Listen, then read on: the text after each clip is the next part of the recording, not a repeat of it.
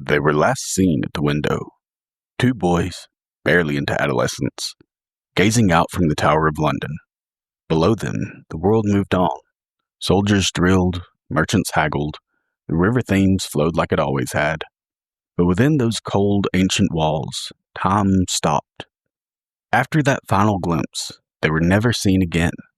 No shouts, no struggles, no blood on the floor, just absence. For centuries, the silence has lingered like a mist over Thames, and the question has never left. What happened to the princes in the tower?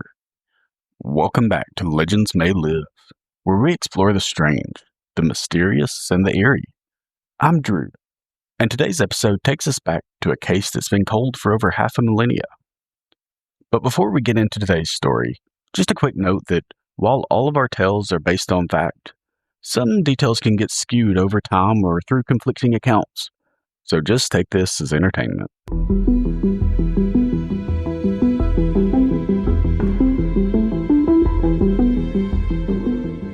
Our story begins in the spring of 1483.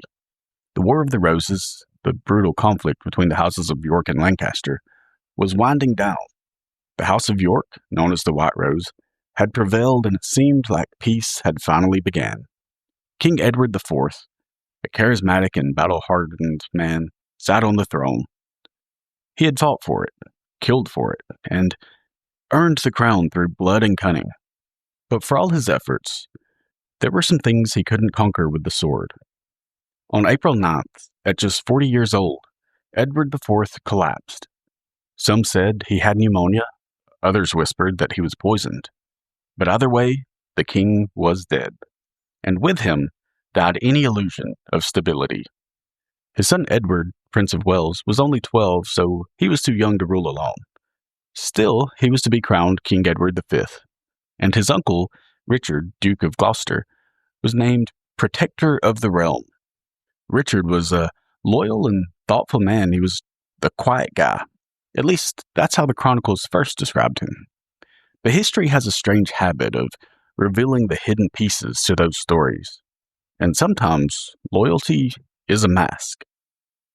As the young new king began his journey to London, trumpets welcomed him, nobles bowed, and the city prepared for his coronation. But the throne is not just a seat of power. It's a position that drew envy, jealousy, and ambition.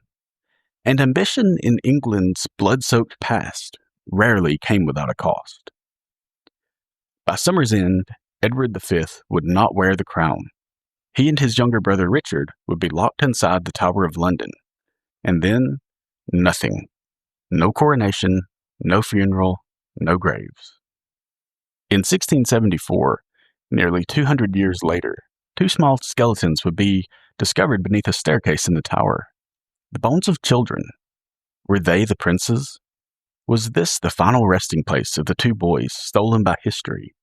Or was this just another piece of a lie, too old to untangle? Before they became legends, they were just boys. Edward was 12, already tall for his age, with the serious expression of someone who knew too much too young. He had the eyes of his father, sharp, calculating, but he had his mother's softness too, a gentleness that hadn't yet been scraped away by politics or war. His brother Richard, the Duke of York, named after their uncle, he was a curious, playful, loving young little boy. And like most little brothers, he followed Edward everywhere he went, wanting to do everything Edward did. From birth, the boys had an unusual story. Their parents were King Edward IV and Elizabeth Woodville. What was strange wasn't that they were sons of the king, but that their mother was a widowed commoner when King Edward married her, which was incredibly controversial for the time. But as a result, the Woodville family rose in status quickly. They gained titles, influence, and enemies as well. To a lot of the older nobility, they just saw them as greedy and ambitious social climbers that were a threat to their own power. And when Edward IV died, those enemies stirred. With the king's death being so sudden, rumors spread fast, with a lot of people sure that he had been poisoned. But others thought that it was just his lifestyle, that he had Too much food, too much wine, too many battles, and that ultimately wore him down. Still, others thought it was just a sudden sickness like pneumonia. Either way, the throne was empty, and the 12-year-old prince became King Edward V, at least in title. But England had seen what child kings could become. Figureheads, pawns, just the face of hidden corruption. And to prevent chaos, Richard, Duke of Gloucester, was named Lord Protector, a trusted uncle meant to safeguard the crown and the crown prince. He was his father's brother, after all, and he was a battle-hardened general, respected in the north, quiet, devout, and just loyal man. So he was the perfect candidate for this. The young king began his journey to London under the escort of his uncle Anthony Woodville, his mother's brother, and Anthony was a man who was fiercely loyal to the crown. But before they reached the capital, Richard intercepted the party. He greeted them with honor and then arrested Anthony. It was a bold move, a dangerous move, and it was only the beginning. Edward was brought to London, not to a palace, but to the Tower of London. Richard assured Edward that the Tower was often used to house royals before coronations. Still, there was something cold about it. The Tower had once held kings, but more often it buried them. It was a fortress, a prison, a tomb, and now it was the residence of the child king. His brother, young Richard, was summoned days later, and at first things really did seem normal. The boys had their tutors, their games, and they walked the battlements to look out over London. But soon their world began to shrink. Visitors started being turned away, letters went unanswered, and servants were dismissed. Their mother Elizabeth fled the sanctuary at Westminster Abbey, fearing her sons were no longer safe. She begged to see them. She wrote to the nobles, but no answer came, and the people of London watched and waited. On July 6, 1483, the coronation of Edward V was meant to take place. But instead, Richard, Duke of Gloucester, crowned himself king. He declared that Edward IV's marriage to Elizabeth Woodville had been invalid, and that the princes were illegitimate. And just like that, the boys lost their names, their rights, and their futures. They had become nothing more than obstacles or inconveniences. And in royal history, obstacles rarely lived long. They were last seen in late summer, standing at a window, watching the rain. After that, nothing. They say the Tower of London holds memories in its walls, that it remembers every whisper, every drop of blood, every lie ever spoken in its courtyards. By the late summer of 1483, the princes, Edward and Richard, had been there for weeks. The grand halls of their royal life were gone. No more tutors, no more letters from their mother, no more visitors. At first, they had books, they had a chessboard and a servant or two, but the tower has a way of closing in. Over time, the laughter stopped, the windows were shuttered, and the food trays came silently. And then, even the guards outside their chambers stopped talking. As for Richard's new seat as king, many accepted the decree, at least publicly. But in private, there were whispers, serious doubts and unease. After all, Richard hadn't just unseated the child, he had removed him from sight. And when a king removes children from the public eye, questions follow. For a while, rumors held that the princes were still alive. A few guards claimed to have seen them walking in the garden, always together. A cook mentioned 2 extra plates being delivered daily. One servant reported hearing voices, soft and solemn, from behind the thick oak door. But one by one, those witnesses disappeared. Some were reassigned, others simply vanished, and their names were never recorded again. Then, in September, any reports of sightings stopped altogether. There were no more trays and no more silhouettes at the windows. Historian Sir Thomas More, writing decades later, described the final hours of the princes in chilling detail. According to him, 2 men, light of body and heavy of conscience, entered the bedroom chamber at night, smothered the boys in their sleep, and buried them at the foot of the staircase. No one knows his source, but some say he heard it at court. Others believe he just made it up. But even if he did, why did his account feel so plausible? Why did the silence fit so neatly? Richard III never acknowledged their deaths. He never announced a burial or declared a cause, or really even ever admitted that they were even missing. He just sort of pretended they never existed. He ruled, he reconstructed the court, he fought rebellions. All the while, 2 rooms in the tower remained closed and those names were never spoken again. The people of England began to murmur. They didn't need a body to understand the truth. Children do not disappear in silence, not in castles or towers under heavy guard unless someone powerful wants them to. By fall, the rumors had grown into full force. Some whispered that the boys had fallen ill. Others said that they had been moved to a secret monastery. A few believed that they had been smuggled out of England entirely, but for the most obvious answer was that they had been murdered. And the obvious suspect was King Richard III. As Lord Protector, he had full access to the tower, full authority over the princes, and the most to gain. When he declared them illegitimate, removing them from the line of succession, he didn't just change their titles, he erased their future. If they were dead, his throne was secure. If they were alive, they were living symbols of resistance. It's easy to paint him as the villain. Shakespeare certainly did, crafting him as a hunchback tyrant, sneering and scheming. But real history is rarely so theatrical. Richard did actually rule the North justly. He built a strong reputation for fairness. Even his enemies once praised his legal reforms. So, why would he kill 2 children? Some historians argue it wasn't ambition, it was fear. Richard had already seized the crown. Rebellions were beginning to stir. The Woodville family, Edward and Richard's maternal relatives, were powerful and vengeful. Keeping the princes alive may have seemed more dangerous to him than killing them. And once the silence started, admitting the truth could have destroyed him. So he remained silent, and silence became his legacy.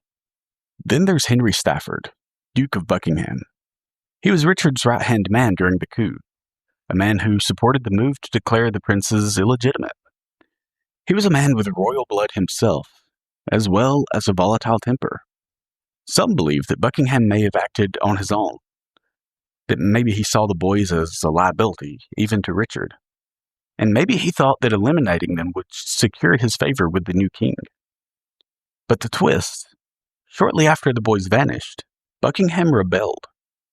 Was it guilt, ambition, or did Richard discover what he had done and turn on him? Either way, Buckingham's rebellion failed. He was captured and executed without a full trial. His secrets, if he had any, died with him. Ironically, the man who defeated Richard III may also have had motive. Henry Tudor, the future Henry VII, was living in exile in Brittany. His claim to the throne was thin and his support was shaky. But after the princes vanished, his path cleared. With no rivals and no true heirs, there was just a silence he could exploit. And he did. When he took the crown in 1485, he married Elizabeth of York, the prince's sister, uniting the houses of York and Lancaster. But here's the chilling part. Henry outlawed any discussion of the princes. He destroyed the Titulus Regius, the document that declared them illegitimate, and he never investigated their disappearances. But why? Perhaps he already knew what happened, or maybe he feared what might be found. There are those who refuse to accept that the princes were murdered at all. Some believe that the boys were smuggled out, to Flanders, to France, or even to Ireland. In the late 1490s, a man named Perkin Warbeck appeared in Europe, claiming to be Richard, Duke of York, the younger of the 2 princes. He spoke fluent English, knew court customs, had backing of powerful foreign rulers. Was he an impostor, or had one of the princes survived? Whether he was truly a prince or just a pawn, his rise proved one thing. The mystery of the tower had never died. And as long as no bodies had been found, the question lingered. In 1674, nearly 200 years after the princes vanished, Laborers were renovating part of the Tower of London. They were dismantling a stone staircase in the White Tower, an area few dared linger after dark. The work was slow, the air was damp, the walls were centuries old and seemed to breathe with secrets. A shovel struck wood, then bone. Buried beneath the stairs were two small skeletons, side by side, curled into themselves like they were asleep. No caskets, no burial markings, just bone, dust, and time. The discovery sent a chill through London. Were these the missing princes? Had the ghosts of the past at last given up their dead? King Charles II believed that they had. He ordered the bones to be interred in Westminster Abbey, in a small urn bearing their names, Edward V and Richard, Duke of York. But belief is not proof. In 1933, the urn was opened for examination by royal permission, and what they found raised more questions than answers. There were two sets of bones, one aged roughly 10 to 13 years old, and the other slightly younger, both male. Their skulls were fragmented. Some bones showed signs of postmortem damage, but there was no definitive evidence of murder, no visible fractures or blade marks or signs of disease, and no record of how long the bones had been there.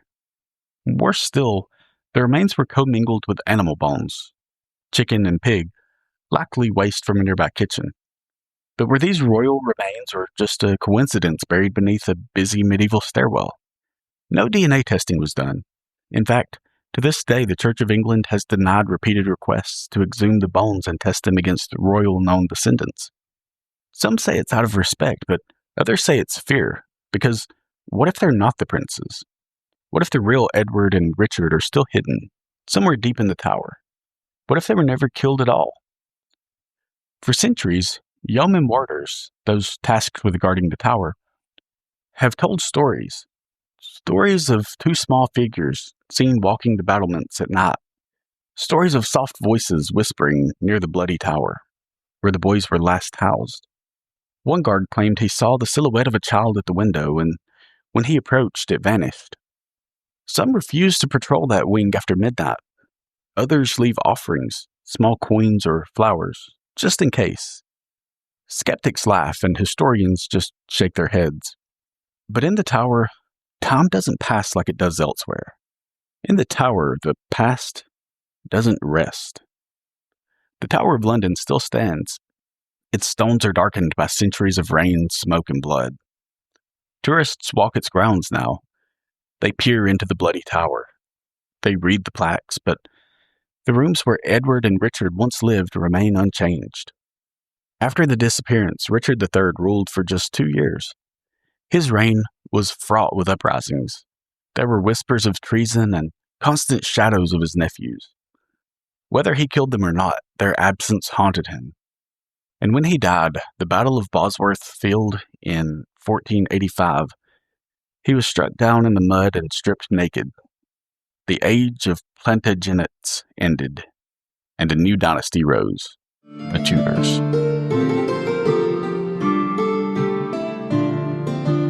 Henry VII, the first Tudor king, had everything to gain from the prince's disappearance. He married their sister, Elizabeth of York, uniting the warring houses of Lancaster and York, but he also buried their memory.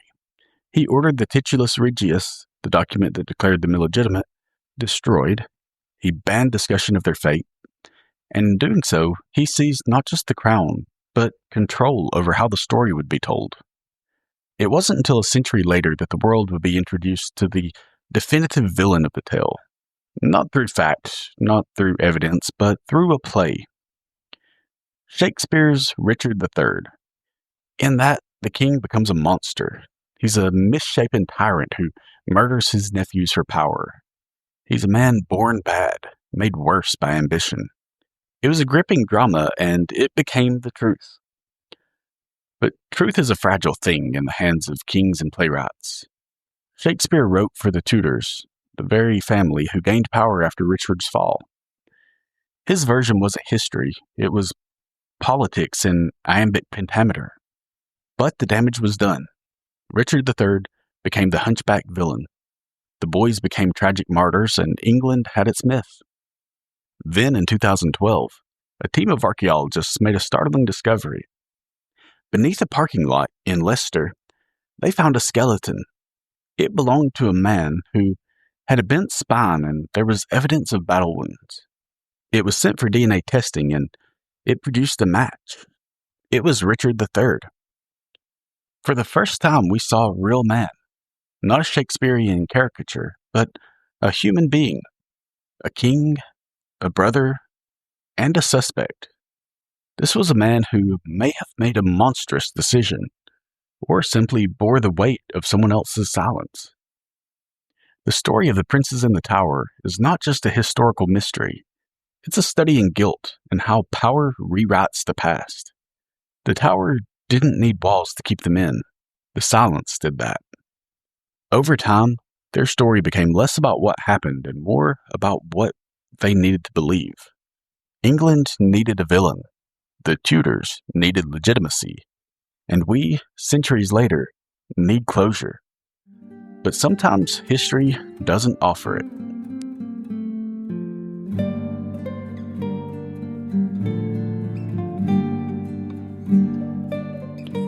That's it for today's episode. If you enjoyed the story, please leave us a like, follow, and share it with a friend. Also, check out our new website, legendsmaylive.com. Until next time, stay vigilant and be careful, because you may be part of history in the making.